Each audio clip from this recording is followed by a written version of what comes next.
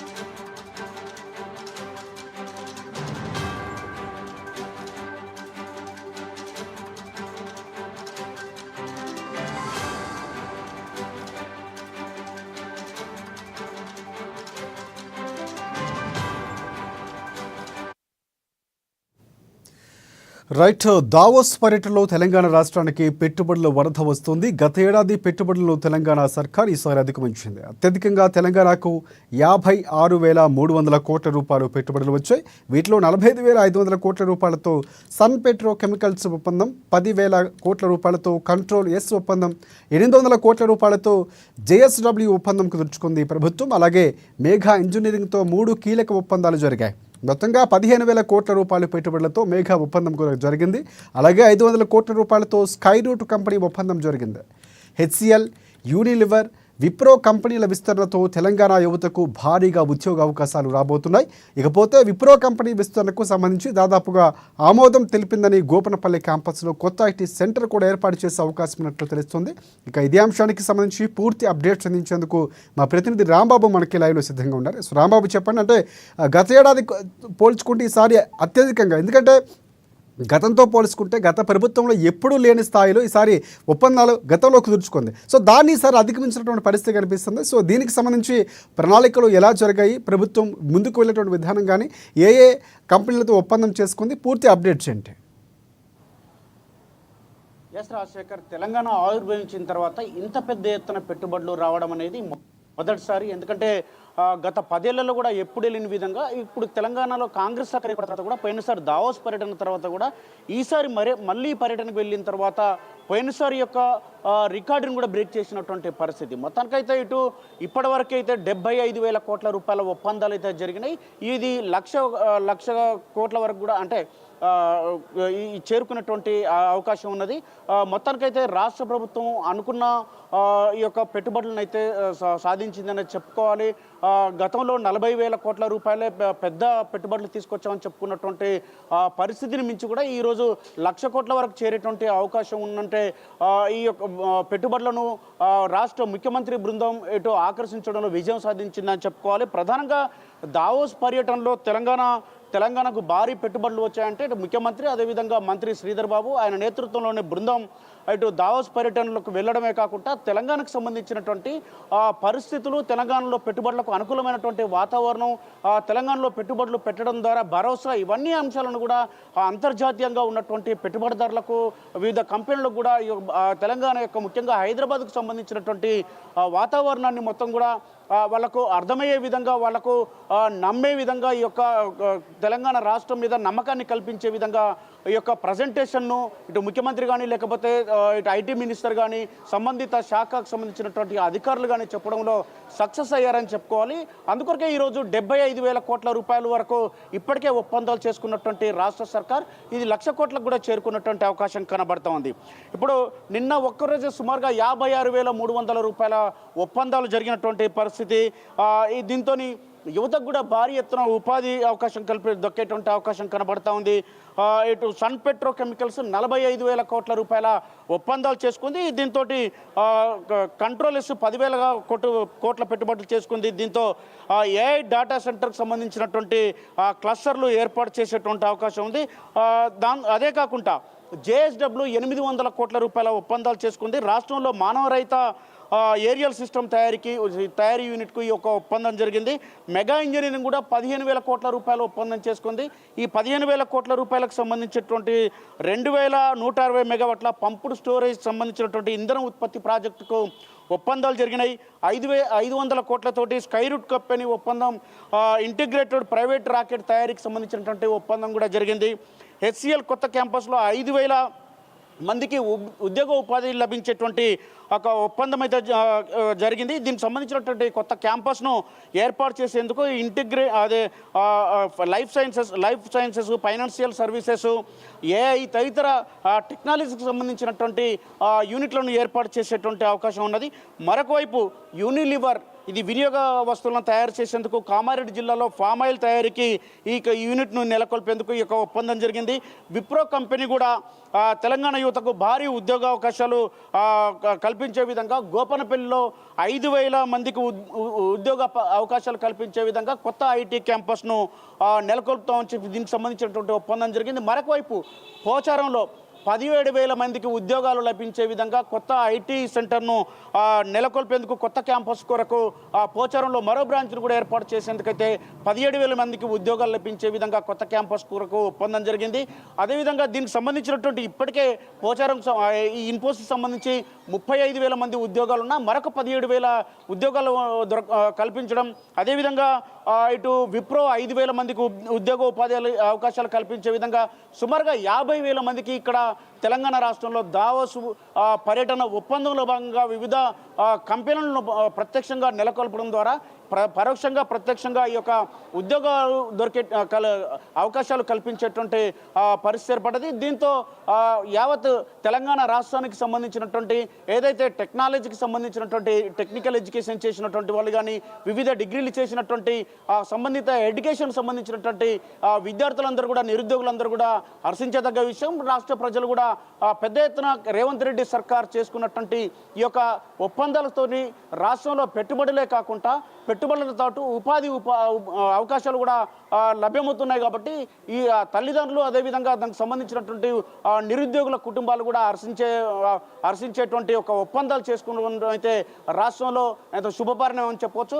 రాష్ట్ర ముఖ్యమంత్రి రేవంత్ రెడ్డి అదేవిధంగా ఇతర రాష్ట్రాల ముఖ్యమంత్రులు పక్కనున్నటువంటి ఏపీ రాష్ట్రానికి సంబంధించినటువంటి ముఖ్యమంత్రి చంద్రబాబు నాయుడు, ఇటు మహారాష్ట్ర ముఖ్యమంత్రి ఫడ్నవీస్, అదేవిధంగా ఇటు కర్ణాటకకు సంబంధించినటువంటి ఉప ముఖ్యమంత్రి డికే శివకుమార్ తదితరులందరూ లాంటి వాళ్ళు కూడా ఈ యొక్క దావోస్ పర్యటనకు వెళ్ళినా కానీ ముఖ్యంగా ముఖ్యమంత్రి రేవంత్ రెడ్డి, అదేవిధంగా ఐటీ మినిస్టర్ శ్రీధర్ బాబు ఈ యొక్క రాష్ట్రానికి సంబంధించినటువంటి హైదరాబాదు రాష్ట్రానికి సంబంధించినటువంటి పరిస్థితులను అంతర్జాతీయంగా అర్థమయ్యే విధంగా అందరికీ చెప్పడమే కాకుండా ఇక్కడ పరిశ్రమలు నెలకొల్పితే ఉండేటువంటి భద్రత కానీ లేకపోతే అవకాశాలు కానీ వీటన్నిటిని కూడా చెప్పడంతో వీళ్ళందరూ కూడా తెలంగాణ పైన, ముఖ్యంగా హైదరాబాద్ ప్రాంతం పైన ఎక్కువ మంది కూడా ఆసక్తి పెట్టుబడులు పెట్టేందుకైతే ఆసక్తి చూపుతా ఉన్నారు. దీంతో ఈ రాష్ట్రంలో ఈ యొక్క లక్ష కోట్ల వరకు కూడా ఈ ఒప్పందాలు చేసుకున్నటువంటి అవకాశం ఉంది. కాబట్టి ఈ పర్యటన సక్సెస్ అయిందని చెప్పుకోవాలి. ఇప్పటికే ముఖ్యమంత్రి ఈరోజు పర్యటన చివరి రోజు కూడా ఉన్నది కాబట్టి ఈరోజు రాత్రి బయలుదేరేటువంటి అవకాశం ఉంది. కాబట్టి రేపు ఉదయం 9:30 కల్లా హైదరాబాద్ చేరుకున్నటువంటి ముఖ్యమంత్రి ఆ 1,00,000 కోట్లను ఈజీగా ఈ పెట్టుబడులను రీచ్ అవుతారని చెప్పేసి అందరూ చెప్తున్నటువంటి పరిస్థితి. మరొకవైపు అంతకంటే ముందుగానే స్విట్జర్లాండ్, సింగపూర్ వెళ్ళినటువంటి ముఖ్యమంత్రి రేవంత్ రెడ్డి అక్కడ కూడా అనేక స్పోర్ట్స్కి సంబంధించినటువంటి ఇటు స్టేడియాలు, అదేవిధంగా ఫిజికల్ ఎడ్యుకేషన్ సంబంధించినటువంటి అలాగే ఫిజికల్ ట్రైనింగ్ సంబంధించినటువంటి టెక్నికల్ ఇష్యూస్ సంబంధించినటువంటి అనేక అంశాల్లో పెట్టుబడులు ఒప్పందాలు కూడా చేసుకున్నటువంటి పరిస్థితి ఉన్నది. అక్కడ కూడా 1,000 కోట్ల రూపాయలను కూడా పెట్టుబడులను తీసుకొచ్చినటువంటి ముఖ్యమంత్రి అక్కడ ఇక్కడ కలిపి 1,00,000 కోట్ల వరకు ఈ యొక్క పెట్టుబడులను అయితే సేకరించేందుకైతే ఇటు దావోస్ పర్యటన, సింగపూర్ పర్యటన ఉపయోగపడిందని చెప్పాలి. దీంతో ఇప్పటికే ప్రతిపక్షాలు చేస్తున్నటువంటి కొన్ని విమర్శలకు కూడా చెక్ పెట్టేలా ముఖ్యమంత్రి బృందం ఈ యొక్క పెట్టుబడులను ఆకర్షిందని చెప్పుకోవాలి. రాజశేఖర్, రైట్. ఇటు మరొక వైపు అంటే తెలంగాణకు ఆంధ్రాకు ఉన్నటువంటి కొన్ని సంబంధాలు కూడా ఇక్కడ మనకి ప్రకటితమైనటువంటి పరిస్థితి కనిపిస్తుంది. అంటే సీఎం రేవంత్ రెడ్డి, చంద్రబాబు వెళ్ళినటువంటి తీరు కానంటే గతంతో పోల్చుకుంటే ఈసారి అన్ని రాష్ట్రాలతో సమన్వయంతో వెళుతున్నటువంటి పరిస్థితి కూడా కనిపిస్తుంది. అంటే ఒక స్నేహభావమైనటువంటి పరిస్థితి, వాతావరణం రేవంత్ రెడ్డి ఆధ్వర్యంలో నడుస్తుందనడానికి మనకి చక్కగా కొన్ని విజువల్స్ కూడా కనిపించాయి. సో ఇక్కడ తెలంగాణకు సంబంధించి డ్రై పోర్ట్ రాబోతుంది. అది ఇటువైపు ఏదైతే ఉందో తెలంగాణకు సంబంధించిన డ్రై పోర్ట్ ఏర్పాట్లో తెలంగాణకు సంబంధించి అదే స్థాయిలో చూసుకుంటే ఆంధ్రప్రదేశ్లో ఉన్నటువంటి పోర్టుకు అనుసంధానం చేస్తున్నారు, బందరు పోర్టుకు అనేటువంటి ఒక వార్త కూడా వచ్చింది. దీన్ని శుభపరిణామంగా చూసుకోవచ్చు అంటారా? దీనికి సంబంధించి ప్రణాళికలు ప్రభుత్వం ఎలా ముందుకు వెళ్ళబోతుంది అంటారు? ఎస్, తప్పకుండా. ఎందుకంటే తెలంగాణలో సముద్రం లేదు కాబట్టి అలాంటి ప్రతిపాదన చేయడము, దానికి సంబంధించినటువంటి బందర్ పోర్టుకు సంబంధించినటువంటి విషయంలో కూడా ఇప్పటికే ముఖ్యమంత్రి రేవంత్ రెడ్డి కూడా క్లారిటీగా చెప్పడం జరిగింది. ప్రభుత్వం ఏది తీసుకున్నా ఇక్కడ తెలంగాణకు సంబంధించినటువంటి ముఖ్యంగా ఉపాధి అవకాశాలు మెరుగుపడాలంటే, ఇక్కడ ఉన్నటువంటి యువతకు ఉపాధి కల్పించాలంటే అన్ని రాష్ట్రాలతో కూడా సత్సంబంధాలు ఉండాలని చెప్పి, కేంద్రంతో కూడా సత్సంబంధం ఉండాలని చెప్పి మొదటి నుండి చెప్తా ఉన్నారు. ప్రభుత్వం నెలకొల్పిన మొదటి రోజు నుండే కేంద్రంతో పక్కనున్నటువంటి రాష్ట్రాలతోటి గొడవ పెట్టుకోవాల్సినటువంటి అవసరం ఏమాత్రం లేదు. అందరితో కలిసి పనిచేస్తాం. ఇక్కడ రాష్ట్రాన్ని అభివృద్ధి వైపు తీసుకెళ్లడమే ప్రధాన లక్ష్యం. రాష్ట్రంలో పెట్టుబడులే కాకుండా రాష్ట్రంలో ఉన్నటువంటి నిరుద్యోగ యువతకు ఉపాధి కల్పించడమే ప్రధాన ధ్యేయంగా పనిచేస్తాం. రాష్ట్రం అభివృద్ధి చెందుతుందంటే ఎంతవరకైనా వెళ్తామని చెప్పి ముఖ్యమంత్రి రేవంత్ రెడ్డి చెప్తున్నారు. అసెంబ్లీ వేదికగా కూడా ఒక మాట స్పష్టం చేయడం జరిగింది. రాష్ట్ర అభివృద్ధికి మేము వివిధ కేంద్ర మంత్రులను కూడా కలుస్తా ఉన్నాం. ఎక్కడ బేసిజాలకు తావులేదు.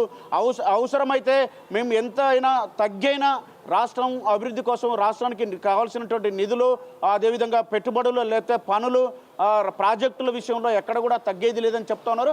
మరొకవైపు రాష్ట్రానికి సంబంధించినటువంటి ఇరు రాష్ట్రాల మధ్యన ఏదైతే ఇటు ఆంధ్రప్రదేశ్ తెలంగాణకు సంబంధించినటువంటి అంశంలో కానీ, లేకపోతే పక్కనున్నటువంటి కర్ణాటకకు తెలంగాణకు సంబంధించి కానీ, మహారాష్ట్ర తెలంగాణకు సంబంధించినటువంటి కానీ అనేక అంశాలలో ఇరిగేషన్ విషయంలో కానీ, లేకపోతే ఇతరత్ర విషయంలో కొన్ని సమస్యలు ఉన్నా కానీ ఈ సమస్యలను పరిష్కరించేందుకు కూడా సానుకూలమైనటువంటి వైఖరి దృక్పథం రావాలని చెప్పి, అదేవిధంగా విభజన చట్టంలో ఉన్నటువంటి అనేక సమస్యలు ఉన్నాయి. ఈ సమస్యలకు సంబంధించినటువంటి వీటిని కూడా పరిష్కరించాలంటే కలిసి కూర్చొని మాట్లాడుకోవాలని చెప్పేసి ఇప్పటికే రెండు రాష్ట్రాలు అంటే ఏపీ రాష్ట్రానికి తెలంగాణ రాష్ట్రానికి సంబంధించినటువంటి ముఖ్యమంత్రులు స్థాయిలో కూడా కూర్చొని, అంటే మంత్రులు కూడా కూర్చొని కొన్ని సమస్యలను మాట్లాడినటువంటి పరిస్థితి. కాబట్టి ఎక్కడ కూడా రాష్ట్ర అభివృద్ధి కోసం ఎవరితోనైనా కలిసి పనిచేస్తామని మొదటి నుండి చెప్తున్నటువంటి పరిస్థితి ఉన్నది. కాబట్టి ఇటు దావోస్ పర్యటనలో కూడా పక్కనున్నటువంటి రాష్ట్రం, తెలుగు రాష్ట్రం అయినటువంటి పొరుగు రాష్ట్రం ఏపీకి సంబంధించినటువంటి ముఖ్యమంత్రి చంద్రబాబు నాయుడు, అదే మహారాష్ట్రకు సంబంధించినటువంటి ఫడ్నవీస్తో కలిసి కూర్చొని కూడా తెలంగాణకు సంబంధించినటువంటి విశిష్టతను, తెలంగాణకు సంబంధించినటువంటి పరిస్థితులను, తెలంగాణకు ఉన్నటువంటి అనుకూలమైనటువంటి వాతావరణం కూడా అంతర్జాతీయ స్థాయిలో అటు వేదిక మీద వరల్డ్ ఎకనామిక్ ఫోరం సదస్సులో చెప్పేటువంటి ఒక ప్రయత్నం ముఖ్యమంత్రి చేయడం జరిగింది.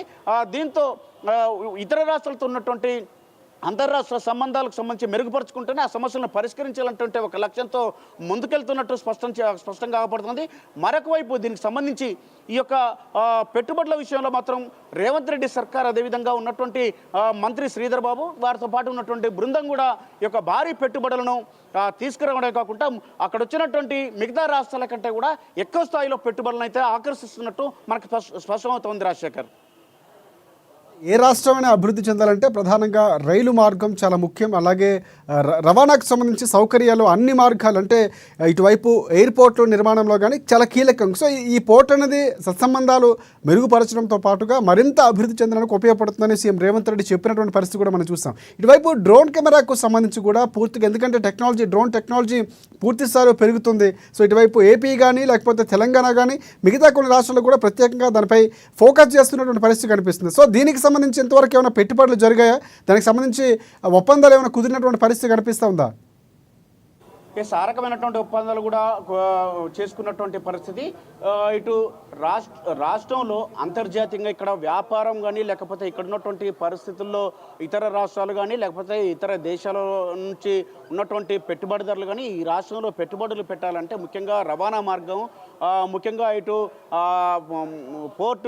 పోర్ట్ అనేది తప్పనిసరి కొన్ని ఉంటే అక్కడ ఉన్నటువంటి పరిస్థితులు ఇంకా ఎక్కువ వ్యాపార మార్గాలు కానీ ఇలా అనువైనటువంటి ప్రాంతం ఉంటుంది కాబట్టి అక్కడ పెట్టుబడులు పెట్టేందుకు అనువైనటువంటి ప్రదేశంగా భావిస్తారు. తెలంగాణలో అలాంటి ప్రదేశం లేదు కాబట్టి ఇక్కడ బందర్ పోర్టుకు ఇటు మార్గాన్ని, రోడ్డు మార్గాన్ని కూడా విస్తరించాలని చెప్పేసి రాష్ట్ర ప్రభుత్వం భావిస్తున్నటువంటి నేపథ్యంలోనే మరొక వైపు ఇప్పటికే రైల్వే మార్గం కూడా ఇటు హైదరాబాద్కి అయితే అనుకున్నంత స్థాయి కంటే ఆ స్థాయిలో ఉన్నది కాబట్టి దాంతోపాటుకు ఇటు ఎయిర్పోర్ట్లను కూడా విస్తరించేటువంటి ఒక ప్రక్రియ చేపడతా ఉంది. ఇప్పటికే ఇటు వరంగల్ కానీ, కొత్తగూడెం కానీ, ఆదిలాబాద్కు సంబంధించినటువంటి తదితర ప్రాంతాల్లో ఎయిర్పోర్ట్లను విస్తరించాలని చెప్పి రాష్ట్ర ప్రభుత్వం భావిస్తున్నది. మరొక వైపు ఈ యొక్క బందర్ పోర్టు కూడా రవాణా మార్గాన్ని ఏర్పాటు చేయాలని చెప్పేసి భావిస్తుంది. ఇప్పటికే డ్రోన్ సిస్టమ్ ద్వారా కూడా ఈ యొక్క ఉన్నటువంటి టెక్నాలజీని ఉపయోగించుకోవాలని చెప్పేసి భావిస్తున్నది. మరొక వైపు ఎయిర్పోర్ట్లను కూడా నెలకొల్పడమే కాకుండా రైల్వే మార్గాలను కూడా, కొత్త జంక్షన్లను కానీ, కొత్త రైళ్లను కూడా ఏర్పాటు చేసేందుకు ఇటు కేంద్రంతో కూడా సత్సంబంధాలు కలిగి ఇటు రాష్ట్రం యొక్క పరిస్థితులను, రాష్ట్ర ఆర్థిక స్థితిని, కొత్తగా ఏర్పడినటువంటి రాష్ట్రంలో అనేక ఆర్థిక విధ్వంసం జరిగిందని ముఖ్యమంత్రి చెప్తా ఉన్నారు. 10 ఏళ్లలో ఆర్థిక విధ్వంసం జరిగింది కాబట్టి ఈ రాష్ట్రాన్ని ఒడ్డున పడేయాలంటే ఇప్పటికే అప్పులలో ఉన్నటువంటి ఈ యొక్క తెలంగాణ రాష్ట్రాన్ని అటు కేంద్రం ఆదుకోవాలని చెప్తా ఉన్నారు. ఈ పద్ధతిలోనే ఇటు రైల్వే, అదేవిధంగా ఎయిర్పోర్టులు, ఇటు వివిధ రవాణా మార్గాలను కూడా అభివృద్ధి చేసేందుకైతే ముఖ్యమంత్రి అదేవిధంగా మంత్రులు కూడా కేంద్రం ఇటు ఇతర రాష్ట్రాలతో కూడా ఈ యొక్క సత్సంబంధాలను నెలకొల్పుకుంటేనే చర్చల ద్వారా, అదేవిధంగా ఈ యొక్క పనులను సాధించడం ద్వారా ఈ యొక్క రాష్ట్రాన్ని అభివృద్ధి చేయాలంటే ఒక దృక్పథంతో ముందుకెళ్తా ఉన్నారు రాజశేఖర్. రైట్. ఇంకొక అంశం, ప్రధానంగా పర్యావరణ హితం అయినటువంటి ప్రాజెక్టులు మాత్రమే తెలంగాణ ప్రభుత్వం ఓకే చేస్తుంది. గత ప్రభుత్వం మాదిరి ఎక్కడా కూడా తాయిలాలకో లేకపోతే ప్రజల యొక్క ఆరోగ్యాన్ని మేము పనంగా పెట్టే ప్రయత్నం చేయమని కూడా రేవంత్ రెడ్డి ముందు పదే గతంలో చెప్పినటువంటి పరిస్థితి మన కూడా ఆయన స్పీచ్లో వెల్లడించారు. సో అలాంటి ఆరోగ్యకరమైన పర్యావరణ హితమైనటువంటి ప్రాజెక్టులకు మాత్రమే అనుమతి తెలుపుతున్నామని చెప్తున్నా. ఈ స్థాయిలో పెట్టుబడులు రాబట్టాన్ని ఏ విధంగా చూడొచ్చు అంటారు? అంటే మరిన్ని ప్రాజెక్టులు కూడా రాబోతున్నాయి, తెలంగాణ ప్రభుత్వం ఒప్పందాలు చేసుకోబోతుంది అనుకో. ఎందుకంటే గతంలో 40,000 అదే రికార్డు అనుకున్నాం. ఎందుకంటే గత ప్రభుత్వం 10 ఏళ్లలో చేయనటువంటిది వచ్చినటువంటి కొద్ది సమయంలోనే, కొన్ని నెలల్లోనే ఆ పర్యటనలో ఆ స్థాయిలో పెట్టుబడులు తీసుకొచ్చేటువంటి ప్రయత్నం చేస్తుంది, సక్సెస్ అయింది. ఈసారి దానికి మించి ఉన్నటువంటి పరిస్థితి కనిపిస్తుంది. సో ఫైనల్గా అంటే పర్యావరణ హితంతో పాటు ప్రజల ప్రయోజనాలు, రవాణా అన్నింటినీ అనుగుణంగా చేసుకుంటూనే టెక్నాలజీ, అంటే హైదరాబాద్ అంటే గతంలో బీఆర్ఎస్ ప్రభుత్వం మాత్రమే అభివృద్ధి చేసింది, కేటీఆర్ చేశారు అన్నటువంటి ఒక బ్రాండ్ని తెచ్చుకునే ప్రయత్నం చేసింది బీఆర్ఎస్ ప్రభుత్వం. దాన్ని కాంగ్రెస్ పార్టీ బీట్ చేసింది, 1,00,000 కోట్లకు వెళ్ళబోతుంది అనుకోవచ్చు మనం. ఎస్ రాజశేఖర్, హైదరాబాద్లో గతంలో కూడా ఇటు చంద్రబాబు నాయుడు ఉమ్మడి ఏపీలో ఉన్నప్పుడు, ముఖ్యమంత్రిగా ఉన్నప్పుడు, అదేవిధంగా రాజశేఖర రెడ్డి తర్వాత ముఖ్యమంత్రి అయినప్పుడు కూడా ఐటీ డెవలప్ అయింది. ఆ తర్వాత ఇటు బీఆర్ఎస్ సర్కార్ వచ్చిన తర్వాత కూడా ఐటీ పైన దృష్టి సారించింది. మరొకసారి ఇప్పుడు కాంగ్రెస్ సర్కార్ కూడా ఐటీ పైన, అదేవిధంగా ఈ యొక్క రాష్ట్రంని ముఖ్యంగా ఇటు వివిధ పరిశ్రమలు నెలకొల్పడం ద్వారా ఈ రాష్ట్రంలో ఉన్నటువంటి అనువైనటువంటి వాతావరణాన్ని సృష్టించడం ద్వారా ముఖ్యంగా ఇటు ఏది సోలార్ విద్యుత్తును ఏర్పాటు చేయడం ద్వారా పర్యావరణాన్ని కాపాడడం ద్వారా ఆ పర్యావరణ విధ్వంసం నుండి ఈ యొక్క రాష్ట్రాన్ని రక్షించుకున్నటువంటి ఒక పరిశ్రమలు నెలకొల్పాలని చెప్పేసి రాష్ట్ర ప్రభుత్వం భావిస్తూ ఉన్నది. ఈ పర్యావరణం విధ్వంసం నుండి రాష్ట్రాన్ని కాపాడుకున్నటువంటి కాలుష్యం లేనటువంటి వివిధ పరిశ్రమలను ఇక్కడ కావాలని చెప్పి ఇప్పటికే భావిస్తూ ఉంది.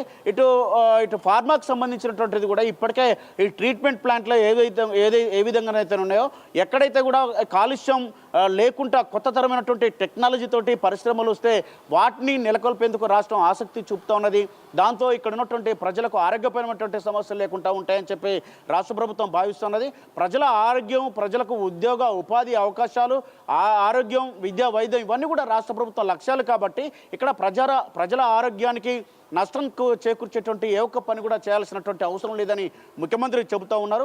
అందులో భాగంగానే పర్యావరణాన్ని కాపాడే విధంగా పర్యావరణ విధ్వంసం జరగకుండా ఉండేటువంటి పరిశ్రమలను నెలకొల్పేందుకు ఇక్కడ ఎవరైనా ముందుకు వస్తే ఆ రకమైనటువంటి ఒప్పందాలు చేసుకోవాలని చెప్పి ఒక దావోస్ పర్యటనే కాదు, లేకపోతే సింగపూర్ పర్యటనే కాదు, లేకపోతే ఆస్ట్రేలియా పర్యటన, అమెరికా, ఇంగ్లాండ్ పర్యటన, ఎక్కడికి వెళ్ళినా ఈ రకమైనటువంటి పరిశ్రమ. ఎందుకంటే మూసీ మనం చూస్తూ ఉన్నాం, మూసీకి సంబంధించినటువంటి అంశంలో ముఖ్యమంత్రి దీనిపైన ఇప్పటికే చెప్తా ఉన్నారు. కాలుష్యం కోరల్లో మూసి చిక్కుకొని ఉన్నది. ఇటు మూసీ నది వాటర్ తోటి ఉన్నటువంటి నల్గొండ, రంగారెడ్డి జిల్లాకు సంబంధించినటువంటి రైతులందరూ కూడా ఇప్పటికే వాళ్ళందరూ కూడా విషతుల్యమైనటువంటి ఆహారాన్ని తినాల్సినటువంటి పరిస్థితి ఉన్నది. విషతుల్యమైనటువంటి వాటర్ను ఉపయోగించుకోవాల్సినటువంటి పరిస్థితి ఉన్నది. కాబట్టి ఇలాంటి మూసీ లాంటి ప్రాంతాన్ని ఇటు శుద్ధి చేసుకోవాల్సినటువంటి అంటే మూసీని పునరుద్ధరించుకోవాలని చెప్పేసి రాష్ట్ర ముఖ్యమంత్రి భావిస్తున్నారు. కాబట్టి పర్యావరణం కాపాడాలన్నటువంటి లక్ష్యంతో ముందుకెళ్తున్నటువంటి నేపథ్యంలోనే ఈ మూసీ లాంటి ప్రాజెక్టులను కూడా ముందుకు తీసుకెళ్లాలి. అందుకు సహకరించేటువంటి ఆ ప్రాజెక్టులకు సంబంధించినటువంటి ఇప్పటికే సింగపూర్లో దానికి సంబంధించినటువంటి పెట్టుబడిదారులతో కూడా మాట్లాడడం జరిగింది. వాళ్ళు కూడా ఈ మూసీ ప్రాజెక్టుకి సంబంధించినటువంటి యూనిట్లను అంటే పర్యావరణాన్ని అంటే మూసీని డెవలప్మెంట్ కొరకు యూనిట్లను నెలకొల్పుతాను కూడా చెప్పినటువంటి పరిస్థితి. కాబట్టి ఇటు పర్యావరణాన్ని కాపాడేందుకైతే ముఖ్యమంత్రి, అదేవిధంగా ముఖ్యమంత్రి బృందం కూడా దీనిపైన ఫోకస్ చేసిందని చెప్పుకోవాలి. రాజశేఖర్